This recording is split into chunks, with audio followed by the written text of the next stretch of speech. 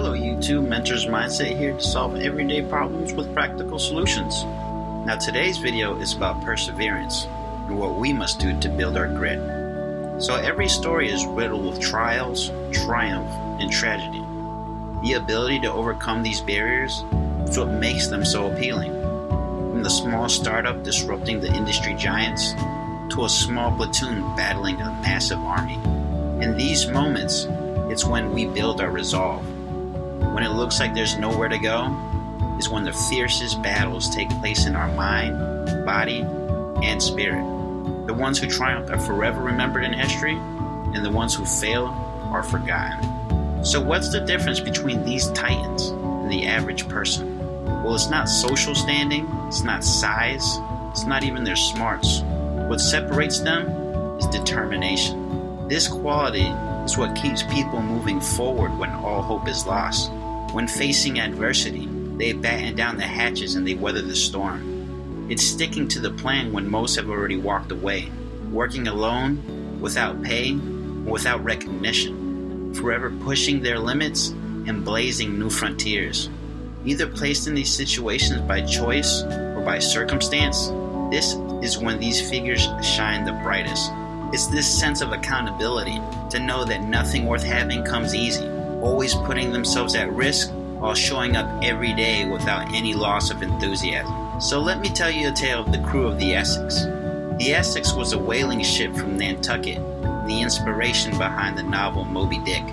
The Essex was piloted by Captain Pollard and his 20 men in the 1800s. During their whaling expedition in the South Pacific, their voyage took a turn for the worse, as their ship was rammed by a whale. With the ship sinking, the survivors swam furiously to save their lives.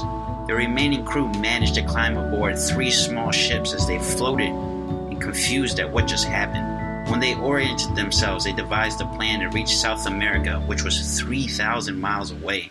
It was a long shot, but it was the only hope they had. With little provisions, the Essex crew rationed the little food that they had. After weeks at sea, the supplies grew thin, and some of the survivors perished from dehydration and heat exhaustion.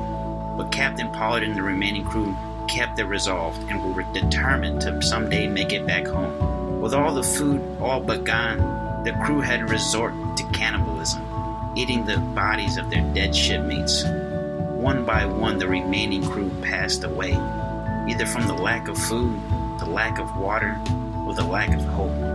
All seemed lost after 3 months at sea, but the last 8 survivors managed to fight off death just long enough to be rescued by a passing ship. When they were found, they were delirious, sickly, in the shadow of their former selves. Eventually, they all returned to Nantucket, and they tried to forget the horrors of the sea. Fighting seemingly insurmountable odds, the survivors of the Essex will forever be remembered.